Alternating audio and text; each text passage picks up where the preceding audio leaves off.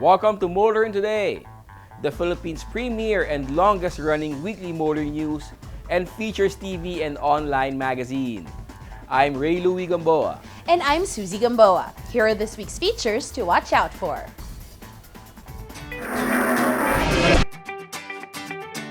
On Motoring Forum, we shall discuss the significance of Metro Manila's subway project, our road safety reminder in young streets, smart sports and centers on what to do and what encounters a double white line. This week's Pine to Pair shall be about following the 3-second distance rule. Showcase this week shall have the compact sedan from Toyota, the Corolla Altis 1.6V GRS CVT. While for race weekend, we'll have the highlights of the 2022 Philippine Autocross Championship Series Round 4. All these plus the latest news in transportation and traffic management, as well as developments in the automotive industry, are on this week's edition of Motoring Today. Join us.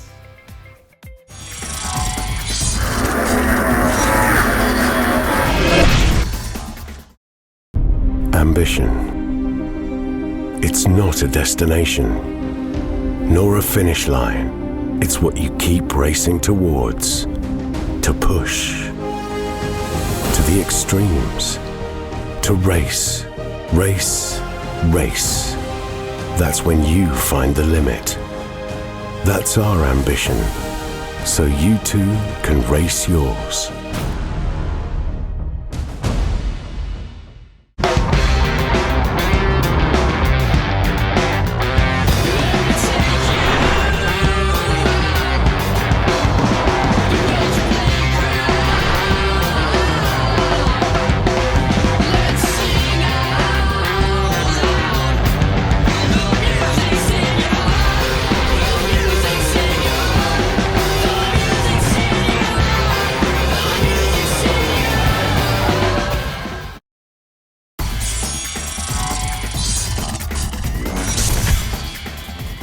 Welcome back to Motoring Today. Here now are the latest news and developments in the country's transportation and traffic management.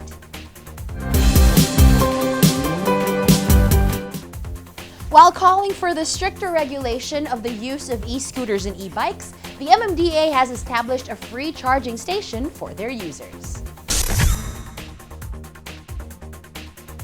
The Metro Manila Development Authority has established a free charging station for e-scooters and e-bikes at the new MMDA head office building in Barangay Ugong, Pasig City. The MMDA said this is meant to encourage the use of alternative modes of transportation and to promote green and renewable energy. Powered by solar panels, the charging station has 6 220-volt outlets and will be open from 6 a.m. to 7 p.m. daily. This should benefit e-scooter and e-bike users who work and live near the MMDA head office or who pass by the area in their daily commute. Charging is free, but e-scooter and e-bike riders need to bring their own cables. The MMDA said it plans to establish a similar charging station at the MMDA building in Orense, Makati, which should benefit those whose routes take them through EDSA. MMDA Chairman Attorney Armando Altis said putting up free charging stations for electronic vehicles such as e-bikes and e-scooters would encourage the public to use alternative modes of transportation while helping people cope with the effects of the astronomical increase in the cost of fuel. Perhaps other government agencies, both local and national, can set up similar solar-powered free charging stations to encourage the use of e-vehicles to help people cope with the increase in fuel prices while helping keep the air free of deadly emissions.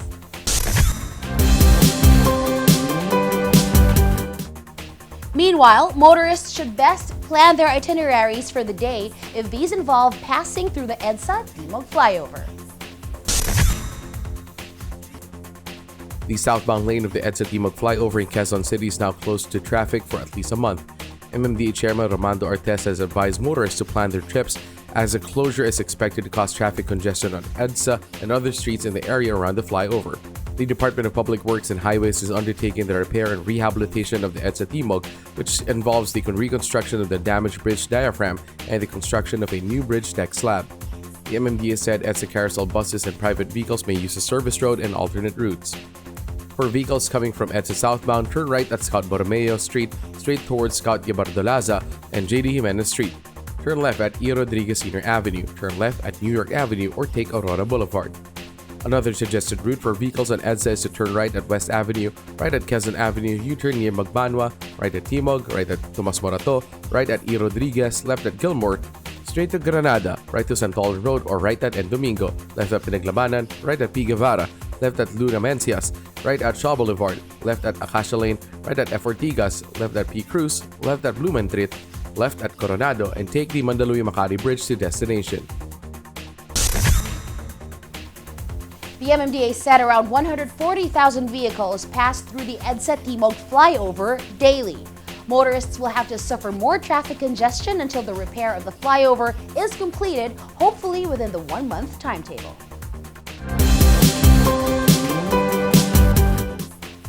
Continuing, the service contracting program that helped transport operators to continue servicing the public under pandemic conditions is ending.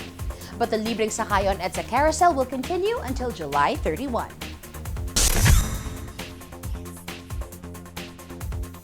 At the height of the COVID-19 pandemic and even as its effects waned, the service contracting program implemented by the Department of Transportation and the Land Transportation Franchising and Regulatory Board helped bus and jeepney operators continue providing public transport. Under the SCP, those participating in the program were paid by the government for the number of times they applied their routes. However, Phase 3 of the SCP funded under the 2022 General Appropriations Act is ending. The DOTR said that already the SCP is covering 118 routes in Metro Manila has ended last June 16. The remaining 28 SCP routes was to end on June 30.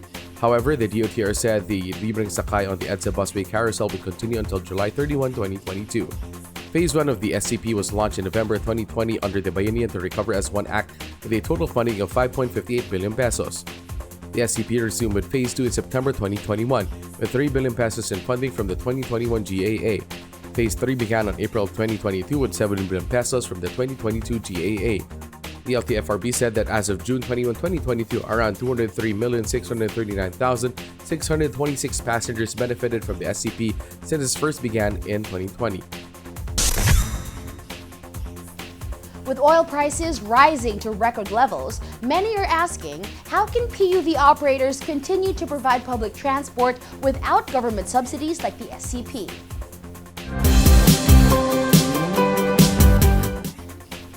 And finally, motorists should be happy to know that the MMDA has no plans of expanding the numbers coding system meant to reduce the volume of vehicles on metro streets. The Metropolitan Manila Development Authority will not implement an expanded number coding scheme meant to reduce the volume of traffic in the streets of Metro Manila. Our test cited MMDA data showing that around 392,000 vehicles were recorded passing EDSA last June 9 compared to 417,000 on May 5, which reached a pre-pandemic record of 405,000. He attributed the drop of vehicle owners deciding to stop using their cars and instead taking public transport after fuel prices rose to record levels. The MMDA chairman said he will leave it to the next administration to decide on whether to expand the number coding scheme. Oil industry analysts are predicting that fuel prices will continue to rise. Will this lead to even fewer cars on EDSA and other thoroughfares of Metro Manila?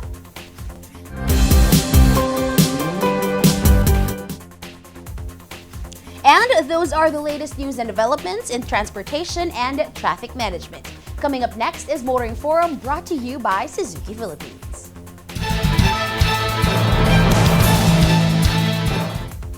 The first tunnel boring machine is now in place.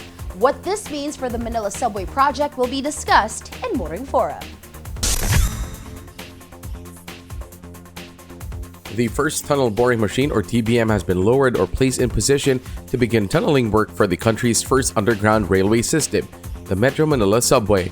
The lowering of the TBM occurred significantly on Independence Day, June 12, at the subway construction site in Valenzuela City.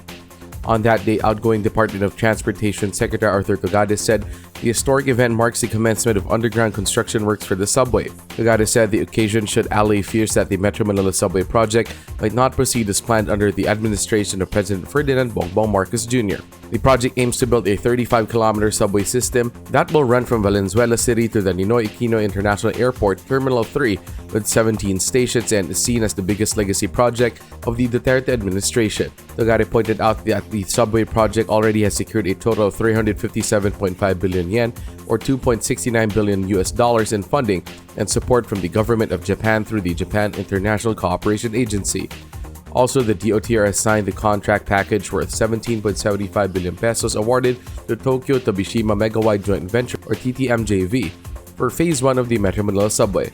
The contract package awarded to TTMJV covers, among other things, the construction of 2 subway stations, Ortigas North and South, as well as these tunnels. During the lowering ceremony, Togade also noted that the project has already secured more than 90% of the right-of-way acquisition needed to complete the Metro Manila subway.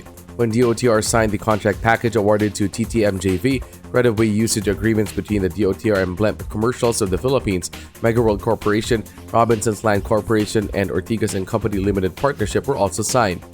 At the lowering ceremony, Japanese Ambassador to the Philippines, Koshikawa Kazuhiko, expressed sincere appreciation to President Duterte, Secretary Togade, other DOTR officials, and contractors for the exemplary dedication and tireless efforts to make the subway a reality. Japan is more than honored to be part of the Philippine government in its bid to provide more comfortable and convenient life to Filipinos through infrastructure development, Ambassador Kazuhiko said. Once operational, the Metro Manila subway can ferry up to 370,000 passengers daily in its first year while cutting travel time from Quezon City to Naiya to just around 35 minutes. The Metro Manila subway is targeted for partial operations by 2025 and 2026. When fully operational, the Metro Manila subway has a capacity to ferry up to 1 million passengers a day.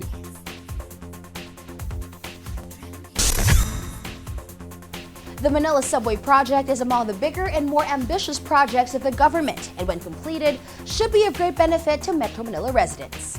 That's our Motoring Forum this week, courtesy of Suzuki Philippines.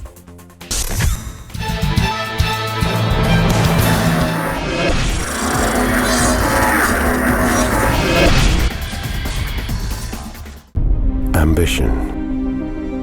It's not a destination, nor a finish line.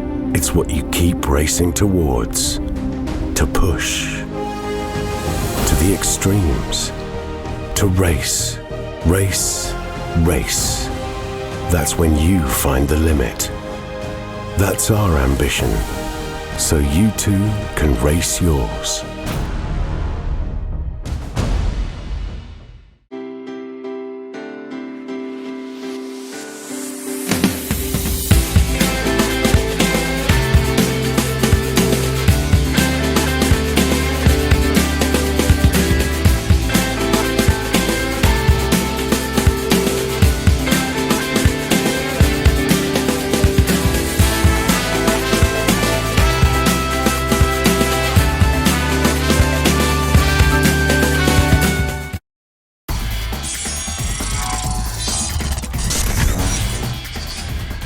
You're back with us here on Motoring Today. We now have this week's valuable motoring tips, starting off with some road safety reminders from Toyota Motor Philippines. Double white line means bawal ang mag-overtake sa kahit anong oras. Katulad ng nasa animation, you should stay on your lane all the time. Sa ganitong paraan ay maiiwasan ang aksidente.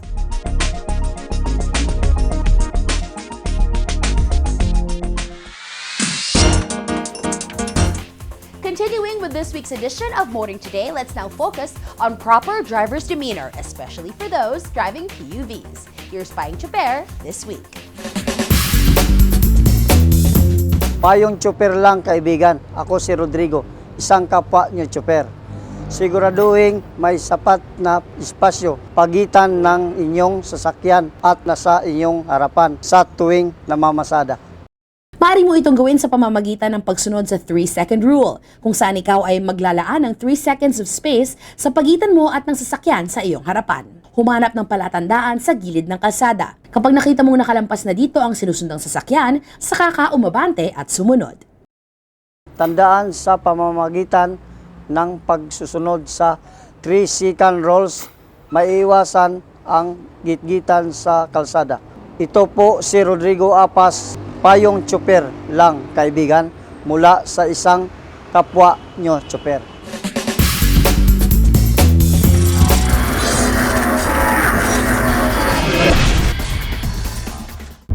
Ambition. It's not a destination, nor a finish line. It's what you keep racing towards, to push, to the extremes, to race, race, race. That's when you find the limit. That's our ambition, so you too can race yours.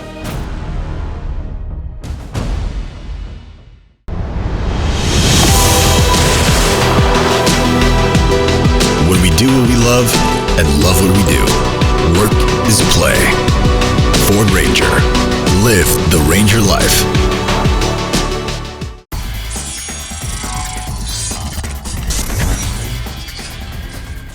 Welcome back to Motoring Today. World of Motorsports is next.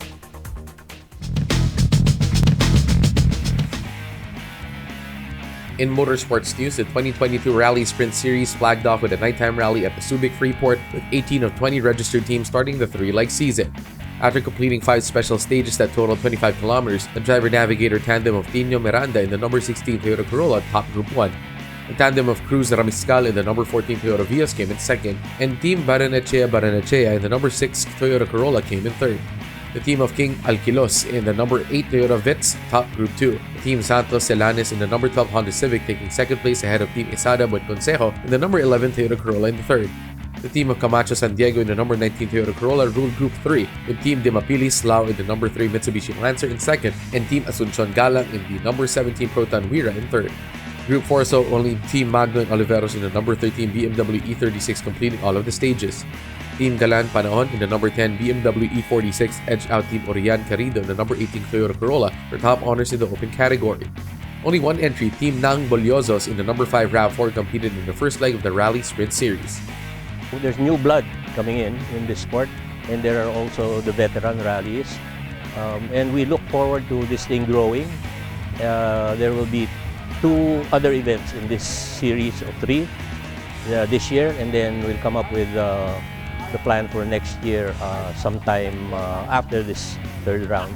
Hopefully this will be an annual event already, and we'll be targeting other parts of Luzon in the coming years. I'd like to invite everyone to join us in the other rounds, in the coming rounds, to spectate. And then those who want to try rallying or get back to rallying, now is the time.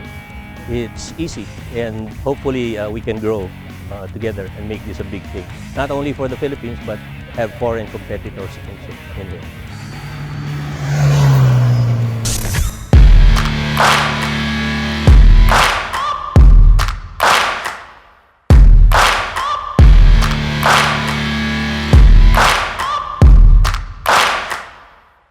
In other motorsports news, a 5-year-old first-time Carter may be another racing prodigy to watch out for.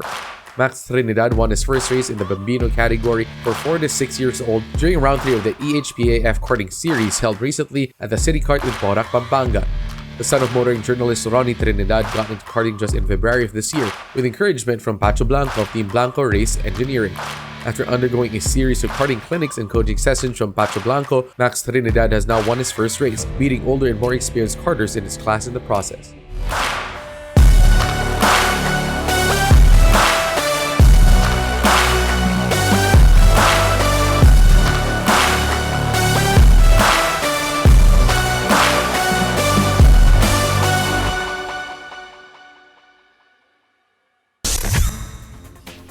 More on the world of motorsports here on Motoring Today, as we now give you Race Weekend.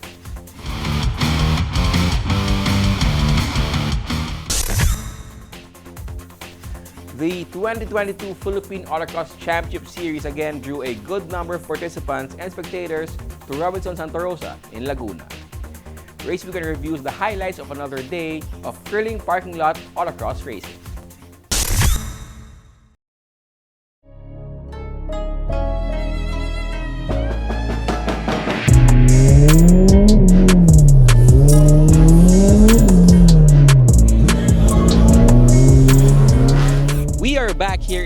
editions ng Corolla, but this time for the Philippine Autocross Championship Series. Let's see what's in store for us today.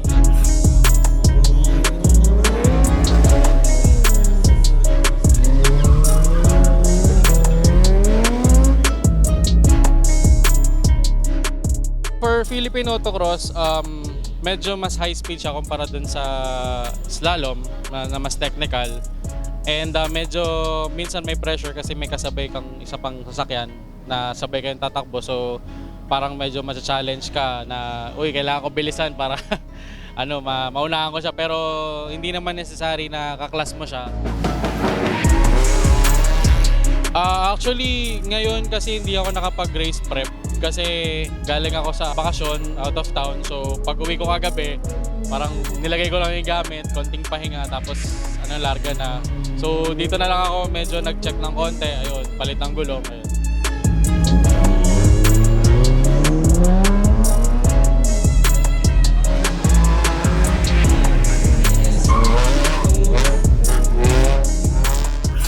Medyo mahirap ang labanan kasi talagang lamang dito yung maganda at mas mahal na gulong. Talagang tight ang labanan na kailangan mong daanin sa skills. Pagka medyo lang mga kalaban sa gulong, sa malehon mo na lang idadaan. Tatry ko kung kakayanin ko sa ngayon.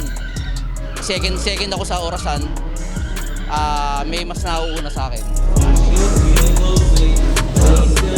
Big factor talaga yung magandang gulong. Tapos ngayon, pag naidaan mo pa yung magandang maneho, medyo mahirap ng talunin.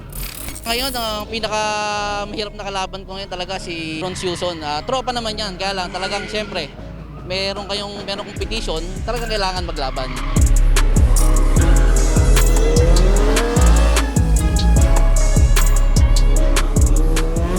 Medyo dun sa first turn, medyo madulas siya, maraming mga chicane, alanganin. Tapos yung gutter talaga sobrang sikip. So kailangan talaga relax ka lang sa gawin na yun. And then sa mga ibang liko, okay naman siya. Nadadali naman natin ng mabilis na mga liko. Si Richard Gillardo, ayan, kaming dalawa yung actually teammate din sa other team, pero kaming dalawa yung magkalaban niya yun, kami nagbabakbakan.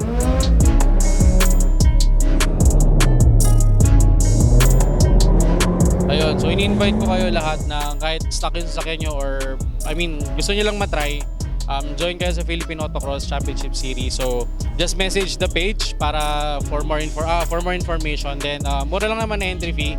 And basic requirements, helmet, closed shoes, ayun, and working car. Kahit stuck lang, walang problema dun. Then may mga rin naman tayo, may veterans na pwede kayong turuan if you're first timer. Tip ko lang sa inyo, enjoy nyo lang yung karera, huwag kayong pressure kasi kalaban nyo lang sarili nyo. Yun. Para at least ma-practice din yung sarili nyo and ma-enhance yung skills. And that does it for our coverage of the Philippine Autocross Championship Series 4th leg. Be sure to check us out next week for more race weekend action.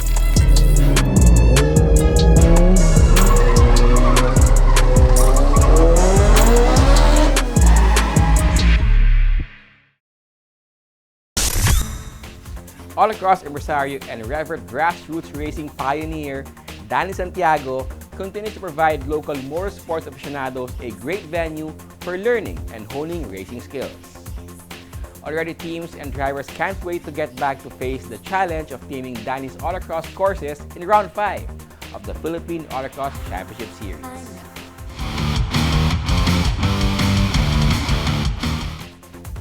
And that's this week's World of Motorsports. We'll be back after this short break.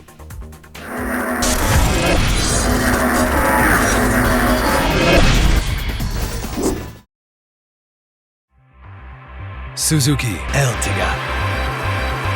Life is beating fast. Find what you're waiting for.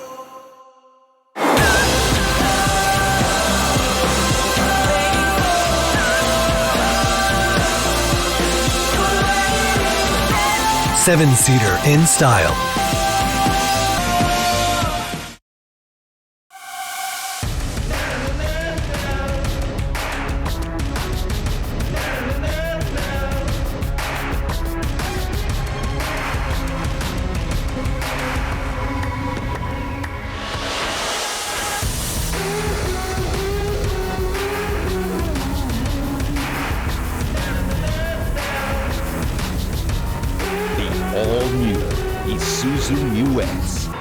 take the lead.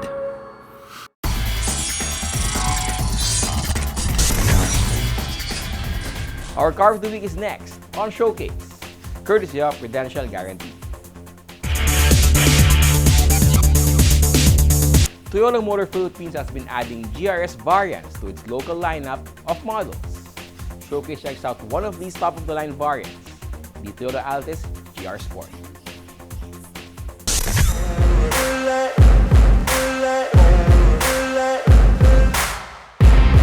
Participation in motorsports plays an important role in Toyota's process for developing what it calls even better cars.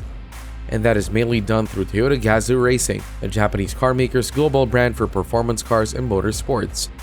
Toyota has taken to rolling out cars with the GRS tag as the top-of-the-line or flagship variants for each of its models. Already, Toyota Motor Philippines has an extensive GRS lineup of vehicles from the Vios to the Hilux, the Fortuner, the Rush, the Corolla Altis, and the Cross. So what comes to the GRS tag? Let's take a look at the Toyota Altis GRS. The Toyota Corolla Altis is 4,630mm long, 1,780mm wide, and 1,435mm tall, with a 2,700mm long wheelbase. In GRS guise, the Corolla Altis certainly looks racier with a new front grille with a honeycomb insert and bumper with high gloss black elements. The side mirrors also get high gloss black treatment. From the side, the Altis GR Sport definitely looks more racy with a new, more aggressive looking side skirt. Also distinguishing the Altis GS from its brethren is the two-tone 17-inch alloy wheel strapped by 45 series tires. The rear also looks sportier with a diffuser built into the rear bumper. Of course, it comes with a Gazoo Racing badge on the trunk. The Altis GR Sport retains much of the exterior features found in the Altis 1.6V CVT, including the bi-beam LED headlamps with manual leveling, LED daytime running lights with line guide, LED front fog lamps, rear window defogger, full LED rear combination lamps, chrome outside door handle, printed rear glass antenna.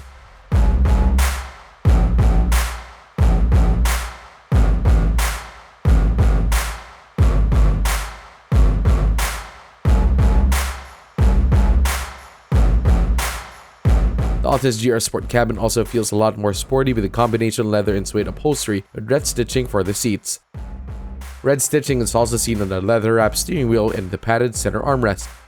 This is also complemented by the red accents of the inner door handles. Like the Altis 1.6V, the Altis GR Sport also comes with 8-way power adjusting driver's seat with lumbar support, 4-way manual adjusting front passenger seat, rear seats that come with center armrest and adjustable headrest.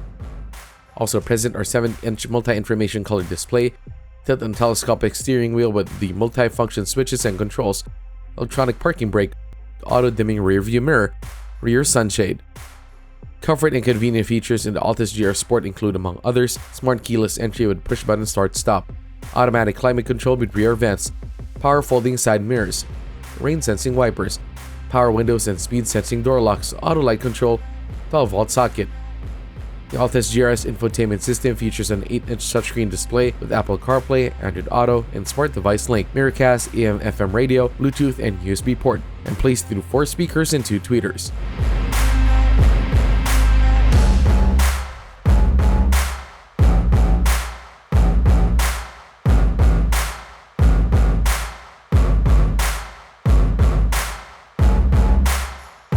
The Corolla Altis 1.6 GRS is powered by Toyota's 1ZR-FE engine, an inline-4 with dual VVTi, DOHC, and 16 valves that generate 121 horsepower at 6,000 RPM and 153 Nm of torque at 5,200 RPM.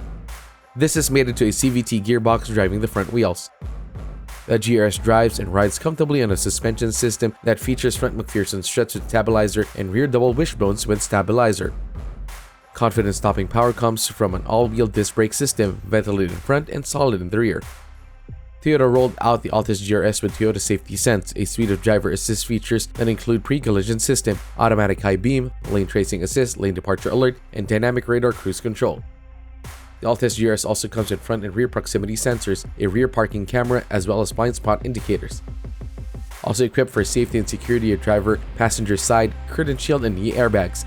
Anti-lock brake system with electronic brake force distribution, vehicle stability control, hill start assist, 3-point ELR seatbelts for 5, child restraint system with tether anchors and ISOFIX, Toyota vehicle security system with alarm and immobilizer.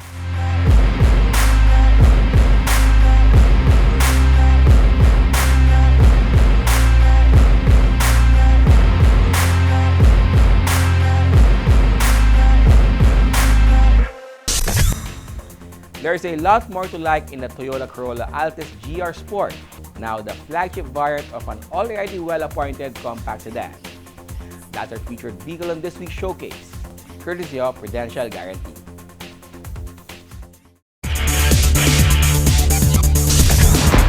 Drive worry-free with Prudential Guarantee's auto insurance program with a free 24-hour nationwide roadside assistance included with your comprehensive auto insurance. Rest assured, we'll take care of you and your car wherever you are. Prudential Guarantee's auto insurance program, 100% worry-free driving.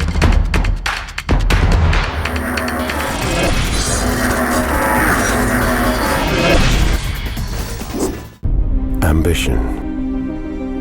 It's not a destination, nor a finish line. It's what you keep racing towards. To push. To the extremes. To race. Race. Race. That's when you find the limit. That's our ambition. So you too can race yours.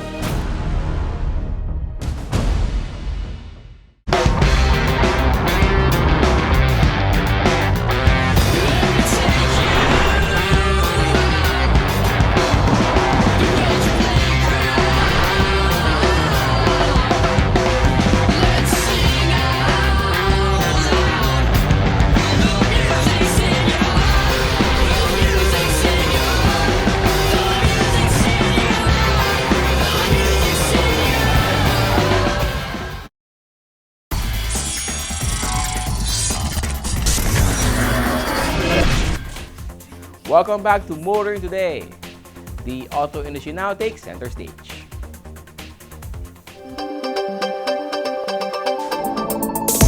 Zamboanga City has acquired 98 units of the Isuzu Travis light truck as part of its Barangay Emergency Group program.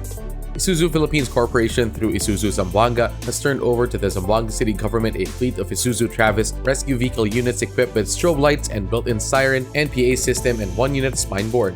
The city government plans to distribute the Travis rescue vehicles to barangays to enable them to provide immediate response during emergencies and calamities. City government officials cited that apart from the competitive pricing, they also took into consideration the fuel efficiency of Isuzu Travis, making it convenient and ideal for multi-purpose trips in the barangays. The Travis is powered by a Euro 4 rated 4JA1 2.5-liter direct injection common rail blue power diesel engine with a 5-speed manual transmission and is rated to carry up to 1.6 tons of payload. During the One Full Tank Challenge conducted by IPC, observed and certified by the Automobile Association of the Philippines, the Travis was able to travel up to 1,063 kilometers with one full tank of 50 liters.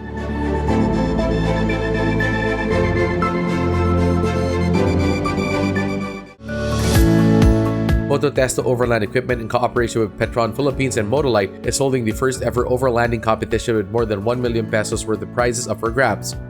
Held simultaneously with the 6th Philippine Overland Expo, the Philippine Overland Expedition Pacific Coast Challenge takes place on October 12 to 6. Overlanding camp called the Overland Expo Philippines is running since 2015. So we created this event to showcase and promote the overlanding lifestyle. So this time, this is the first na merong expedition challenge. So we're planning to continue it like the Overland Expo that we can run the event simultaneously. The overlanding competition is open to at least 30 teams composed of 6 persons and 3 4x4 vehicles each. Over 4 days and 3 nights, the teams will compete in fulfilling various quests during a 285-kilometer overlanding expedition from San Fernando in Pampanga to General Nakar in Quezon over a route that includes some 160 kilometers of paved roads and 120 kilometers of gravel, sand, mud, rocky trails, and river crossings. It's not a race na pabilisan. It's a race na you have to be able to work as a team and able to support and help yung ibang team. So ito yung kakaibang race siya. This is the first here in the Philippines. The Overland Expo and Expedition is supported by celebrity Richard Gutierrez, who was at the press conference announcing the event. I'm here to support my friends who's organizing this event. And I'm also going to be joining the event, not as a participant, but as to help the team, the organizers behind it.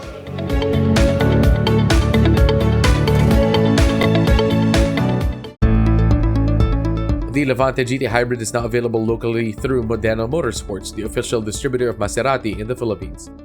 The Levante is the second Maserati hybrid model to be offered locally following the Ghibli hybrid sedan. Actually, this is just the first step to electrification. This is a mild hybrid. It means it will charge during and when you drive the car. It's not a plug-in hybrid. And this is still true to the history and passion of Maserati to bring the agility and speed of the car.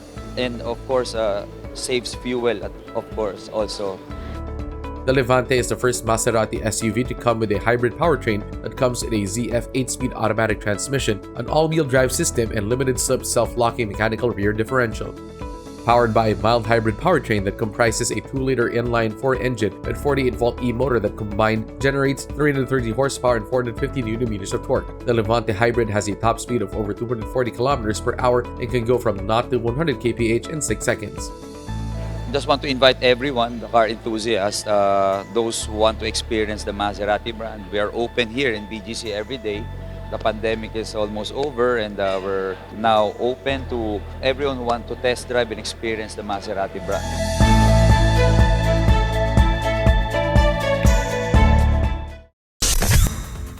And that's the week that was in motoring. Thank you for joining us. Also, please don't forget to check us out on social media.